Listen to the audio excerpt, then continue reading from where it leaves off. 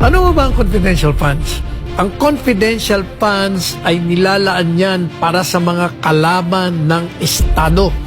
Kaya ang gobyerno, dahil ang seguridad ay nakataya, ay gagawa ng lahat ng paraan. Anong gagawin? Kukuha ka ng impormasyon sa mga kalaban. Kanino mo kukunin yan? Hindi sa ordinaryong tao, walang alam yan. Kukunin mo yan doon mismo sa loob ng kalaban. O kaya sa mga kakampi ng kalaban, may access. So, kukuha ka ng impormasyon. Hindi bibigay siya ng libre. Kukunin mo yan sa pamamagitan ng pagbayad sa kanila. Okay. So, pag nakuha mo na, anong gagawin?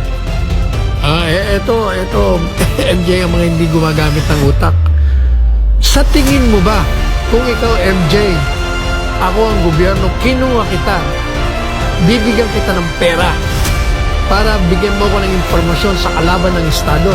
Ikaw ba tatanggap ka ng pera, ilalagay mo pangalan mo? Hindi. Kasi sigurado patay ka. Laglag ka. Si patay, hindi lang